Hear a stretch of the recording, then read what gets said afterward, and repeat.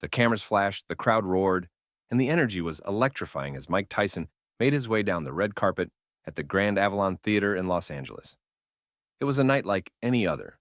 Another premiere, another wave of applause, another moment in the spotlight. But something felt off. Tyson could sense it before he even knew why. His security team moved with precision, maintaining a tight perimeter around him. Among them was James Carter, a man Tyson had trusted with his life for years. James wasn't just a bodyguard. He was a fortress, disciplined, unshakable, always calm under pressure. He had taken bullets, fought off threats, and never once showed fear. But tonight, something was different. As Tyson made his way toward his car, shaking hands and flashing smiles, his trained fighter's instincts kicked in. He noticed the shift immediately. James's usual sharp, measured movements were off. His shoulders were tense, his eyes distant. He wasn't scanning the crowd like he always did. His mind was elsewhere. And then, just as Tyson slid into the back seat of his car, James stepped away to take a call. His voice was low, urgent. "Please, just a little more time," he pleaded, his back turned. Tyson wasn't one to eavesdrop, but something about James's tone sent a chill down his spine. It wasn't frustration, it wasn't annoyance, it was fear. Then came the words that made Tyson's blood run cold. "She's just a little girl. I can't lose her." James Carter had spent years by Mike Tyson's side, standing between him and danger without hesitation. But tonight, for the first time, Tyson saw something in James he had never seen before. Fear. Sitting in the back of his car, the roar of the crowd fading into the distance, Tyson couldn't ignore what he had just heard. "She's just a little girl. I can't lose her." The words echoed in his head, heavy, desperate. Tyson knew that kind of fear, the kind that hits you in the gut, the kind that makes even the toughest men break. He had seen it in the ring before, in the eyes of opponents who realized they had underestimated him. But James wasn't the type to break. Tyson leaned forward, his hands clenched together, watching through the tinted window as James ended the call. The moment the phone clicked shut, James's entire demeanor shifted. He straightened his posture, rolled his shoulders back, and turned toward the car with his usual unreadable expression. To anyone else, he looked normal, calm, collected. But Tyson wasn't anyone else. As James opened the door for him, Tyson met his eyes. "Everything good, champ?" he asked casually. James nodded. "Yeah, boss, just handling some business." His voice was steady, but Tyson wasn't buying it. The car pulled away from the Grand Avalon Theater, weaving through the neon-lit streets of Los Angeles. Inside, the air felt heavier than usual. Tyson didn't press James for answers. Not yet. He knew when a man was ready to talk, and when he wasn't. Instead, he sat back, letting silence fill the space between them. But his mind was already working. Who was the little girl? What was James so afraid of? And most importantly, how bad was it? The next morning, before the sun had fully risen, Tyson arrived at his private gym for his usual early workout. It was a place where he could clear his head, where the only sounds were the rhythmic pounding of fists against heavy bags and the steady inhale-exhale of controlled breathing. As expected, James was already there, standing by the entrance, scanning the area with his usual vigilance. "Morning, boss," James greeted, his voice even. Tyson nodded, tossing his duffel bag onto the bench. "Didn't sleep much, huh?" James smirked. "Sleep is overrated." Tyson studied him for a second. He had sparred with world champions, stared down legends, and walked through the fire of life's hardest battles. And right now, he could see it. James wasn't just tired. He was drowning. Tyson wrapped his hands in silence, then tried a different approach. "How's the family, man? You never talk about them." James hesitated just for a split second. If Tyson hadn't been watching closely, he would have missed it. "They're good," James said, his voice a little too controlled. "Monica's holding things down at home." "And your little girl," Tyson pressed, keeping his tone light. James inhaled, his shoulders lifting under the weight of something he had been carrying alone. He let out a quiet sigh before finally speaking. "Lily, she's 7. His voice dipped slightly, cracking just enough for Tyson to catch it. She's sick." Tyson's stomach tightened. "Sick how?" James hesitated again. Then, finally, he looked up. "She's got a heart condition. It's getting worse. Doctors say she needs surgery. Soon." He clenched his jaw, looking away. "Insurance barely covers anything. I've been picking up extra shifts, doing whatever I can to come up with the rest." Tyson's jaw tightened. He had been in battles where every second counted, but this This was different. This was a father fighting for his child's life. How much are we talking? Tyson asked, his voice steady. James exhaled, shaking his head. More than I can make in time. He let out a small, tired laugh. But I don't have a choice. I'm her dad. I have to figure it out.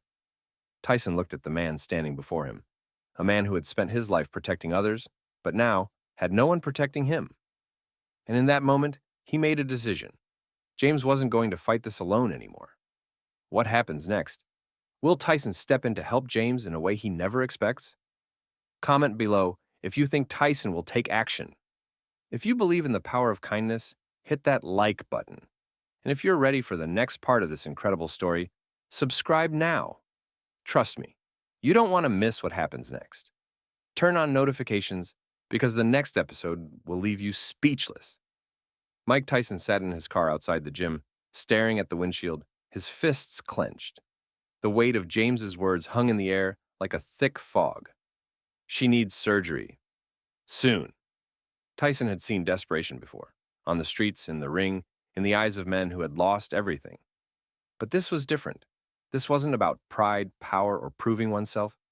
This was a father, a protector, a man who had spent his life standing between danger and those who needed him, now faced with the one fight he couldn't win alone. And James had no idea what was coming next. Tyson exhaled sharply and pulled out his phone. He didn't hesitate. He didn't overthink it.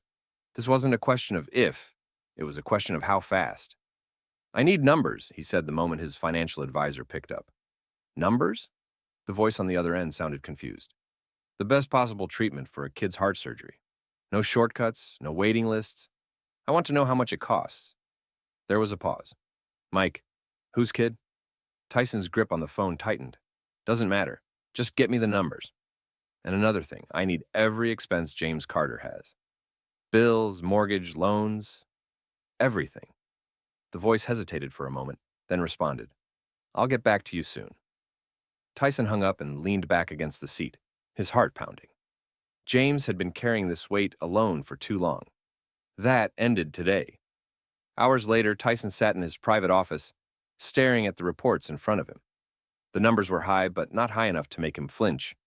He had spent more money on cars, watches, things that didn't matter. But this was a life. He could have just wired the money and been done with it. That would have been the easy way. But James wasn't the type of man to accept charity. If Tyson really wanted to help, he had to do it right, with respect, with dignity.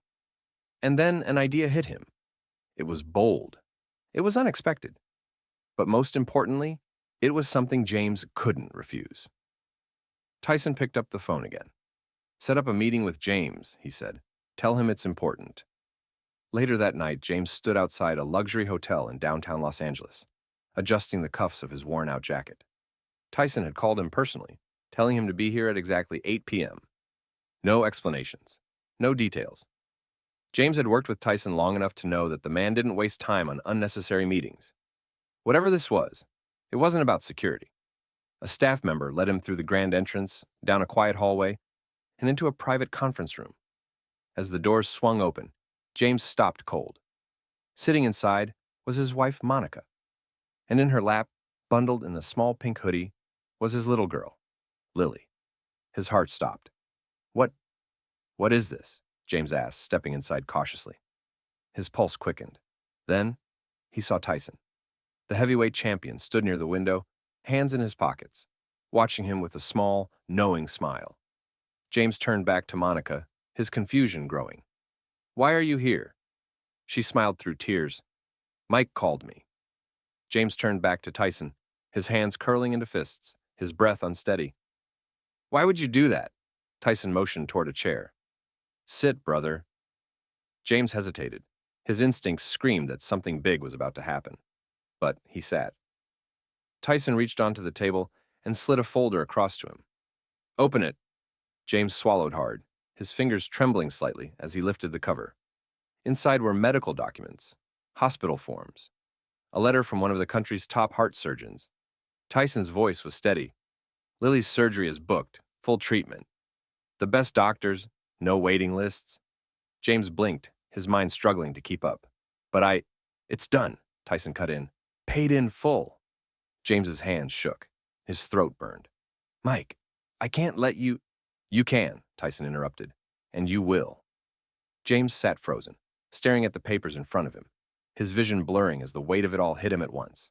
For the first time in a long time, he could finally breathe. James sat frozen, his hands gripping the edges of the folder like it might disappear if he let go. His entire life, he had been the strong one, the protector, the provider, the man who never asked for help. Now, sitting in this hotel conference room, staring at the impossible made real, he felt his carefully built walls start to crack. His eyes darted across the documents again, his brain struggling to process what was in front of him. Medical approvals, surgery dates, guarantees from the best pediatric heart specialists in the country. No waiting lists, no delays. It was all set, paid in full. James swallowed hard, his throat burning. Mike, Tyson raised a hand, stopping him before he could protest. It's not charity, Tyson said, his voice firm but calm. It's respect. James clenched his jaw, his emotions waging war inside him. Tyson leaned forward, locking eyes with him. You've spent your whole life protecting other people. You think that means you have to do everything alone? That's not strength, James. That's pride. James exhaled sharply, looking away. He had spent years living by a code. Never take handouts, never show weakness, never expect help. But this wasn't about him. This was about Lily. Tyson's voice softened. Your little girl needs you to be her dad. Not a soldier, not a bodyguard. A dad. Monica reached across the table, placing a trembling hand over James's. It's okay, she whispered. You don't have to carry this alone anymore. James's hands shook as he clenched the papers tighter. He felt like he was drowning, but for the first time in a long time, someone had thrown him a lifeline. Still, he struggled. His pride clawed at him, telling him to refuse, to find another way, to keep fighting this battle alone. But then, a small warm hand touched his wrist. James looked down. Lily, her big brown eyes staring up at him, smiled. Daddy, is this good news? She asked innocently. James let out a choked breath. Good news. He had spent so many sleepless nights staring at hospital bills, running calculations in his head, searching for a miracle that never came. Now it was sitting right in front of him, and he was still hesitating. James closed his eyes for a brief second. Then, slowly, he nodded. Yeah, baby girl, he whispered, his voice thick with emotion. It's good news. Lily giggled, throwing her arms around his neck. Monica let out a quiet sob of relief. Tyson leaned back in his chair, nodding. Good, because we're not done yet. James frowned. What do you mean? Tyson slid another folder across the table. Open it. James hesitated. He wasn't sure if he could take another shock tonight, but he forced his hands to move, flipping open the folder. Inside was a detailed breakdown of every financial burden he had been carrying. His mortgage, car loans, medical debts. And every single one had the same word stamped across it in bold red ink. Paid. James blinked. His chest tightened. Tyson's voice was steady. I told you, this isn't charity. It's respect. You protected me for years. Now, I've got your back. James's breathing grew uneven. His vision blurred. He clenched his jaw, trying to hold it together, but the weight of it all was too much. He dropped his head into his hands, his shoulders shaking. For the first time in years, the fight was over. And for the first time in his life, he let himself fall apart. James Carter sat frozen, his breath shallow, his mind struggling to catch up with reality. The weight of the folders in his hands felt impossibly heavy, as if they carried not just numbers and documents, but years of silent battles, of sleepless nights, of fears he never dared speak out loud. Across the table, Mike Tyson watched him with quiet intensity. The champion had been in countless fights, had seen men fall before him, had felt the crushing weight of victory and defeat. But this moment, watching a man who had spent his entire life standing tall finally allow himself to breathe, this was something different. James finally looked up, his hands trembling. Why? His voice was hoarse, raw. Why would you do this? Tyson leaned forward, elbows on the table, his gaze unwavering. Because I know what it's like to fight a war alone, he said, and I know what it's like to think you don't deserve help. James swallowed hard, his throat tight. He wanted to argue, to push back, to say he could have figured it out on his own. But the truth was, he had been running on fumes, clawing at an impossible deadline, sacrificing everything just to keep hope alive. And for the first time, hope wasn't just a distant light at the end of a tunnel. It was right here. He exhaled sharply and sat back in his chair, running a hand over his face. Mortgage is cleared, Tyson continued. No more medical debt. And that trust fund? That's for Lily's future. He exhaled sharply and sat back in his chair, running a hand over his face. Mortgage is cleared, Tyson continued. No more medical debt. And that trust fund? That's for Lily's future. James clenched his jaw. The numbers on those pages weren't just numbers. They were freedom. I don't know how to thank you, he admitted, his voice barely above a whisper. You don't have to. Tyson leaned back, his expression unreadable. Just promise me one thing. James met his eyes.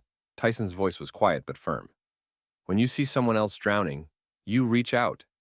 James's chest tightened. He had spent his entire life protecting others, but never once had he allowed someone to protect him. And now here he was, being handed a chance, a real chance, to start over. To be the father Lily needed. To be the husband Monica deserved. Monica reached for his hand, squeezing it tightly. James, she whispered, her voice shaking, it's over. We don't have to fight alone anymore. James closed his eyes, pressing his lips together as emotions threatened to break through again. He turned back to Tyson, shaking his head. I don't deserve this. Tyson smirked. Man, none of us deserve half the good things that come our way. Doesn't mean we don't take them when they do. James let out a small, broken laugh, rubbing at his tired eyes. Then, before he could talk himself out of it, he nodded. All right, he said. His voice was steadier this time. All right, Tyson grinned. Good. For the first time in a long time, James Carter didn't feel like he was fighting alone. And for the first time in his life, he allowed himself to accept a helping hand. Not as weakness, but as the strength to move forward. James Carter sat in stunned silence, his mind racing to keep up with what had just happened. One moment, he was drowning under the weight of his daughter's medical bills, desperate for a miracle. The next, Mike Tyson had wiped it all away. Every debt, every sleepless night, every fear that had gripped his chest like a vice. His hands trembled as he ran them over the folders in front of him. Lily's surgery, paid in full. His mortgage, gone. His family's future, secure. It didn't feel real. Tyson watched him closely, reading the conflict in his face. James, he said, voice steady, you don't have to keep fighting this war alone. James exhaled sharply, his fingers gripping the table. He had spent years living by a code. Never take handouts, never ask for help. But this wasn't about pride anymore. This was about his daughter's life. Before he could say another word, the door to the conference room opened, and in walked Monica, holding Lily in her arms. The little girl's bright brown eyes scanned the room before landing on her father. She wiggled free from her mother's grasp and ran straight to him. Daddy! She squealed, throwing her tiny arms around his neck. James caught her, his heart pounding in his chest as he pulled her close. He had spent so many nights wondering if he would lose her, terrified of what the doctors would say next. Now, holding her in his arms, knowing that she was going to be okay, the weight of it all hit him like a freight train. Tears burned at the back of his eyes. Daddy, why are you crying? Lily asked, pulling back slightly, her small fingers touching his face. James let out a choked laugh. Because, baby girl, he whispered, his voice thick with emotion, sometimes happy tears are the best kind. Tyson stood from his chair, walking over with a small smirk on his face. I figured you could use a reunion, he said. Monica, her own eyes shimmering with tears, took a shaky breath. Mike, I don't know how to... Don't! Tyson cut her off with a shake of his head. You don't have to thank me. Just take care of each other. James looked up at him, emotions swirling in his chest. This man, this legend, had done something no one else ever had. He had seen James's struggle, and instead of looking the other way, he had stepped in. Not out of pity, not for attention, but because that's what real strength looks like. Tyson clapped a firm hand on James's shoulder. You ever need anything, he said, voice low but firm, you call me. Got it? James swallowed hard and nodded. Got it. A moment of silence stretched between them, heavy with unspoken words. Then, Tyson gave him a knowing look before heading toward the door. James watched him go, still struggling to believe this was real. Lily giggled in his arms, pulling his attention back to her. Daddy, can we get ice cream? James laughed, a real, genuine laugh, one he hadn't felt in years. Yeah, baby, he said, holding her close. We can get all the ice cream you want. What would you do if someone changed your life in an instant? Drop a comment below if you believe in the power of kindness. And if you want to see more powerful stories like this, hit that subscribe button and turn on notifications because trust me, you won't want to miss what happens next. If you love stories of redemption and hope, smash that like button. New episodes coming soon. Stay tuned. James Carter walked out of the hotel that night with Lily cradled in his arms, Monica by his side, and a feeling he hadn't known in years. Relief. For the first time in what felt like forever, he wasn't buried under the crushing weight of worry.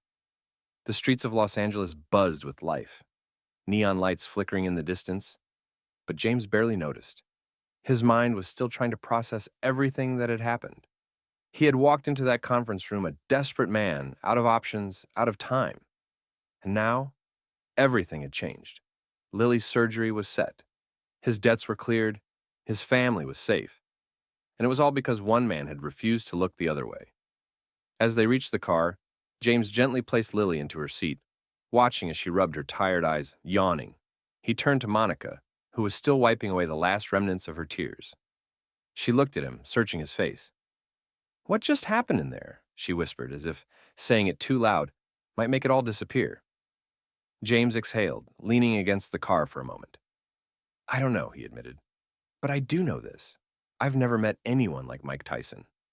Monica nodded. He didn't have to do any of this.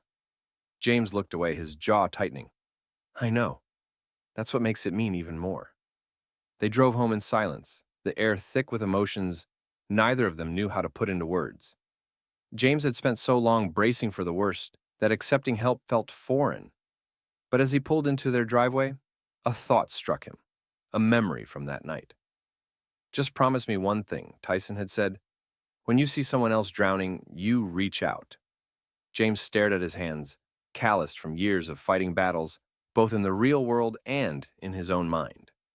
He had been so focused on surviving, on protecting his family, that he had never considered what it meant to help in a different way. Now, that was about to change. The next morning, James woke up before the sun, his body still wired with the tension of years of struggle.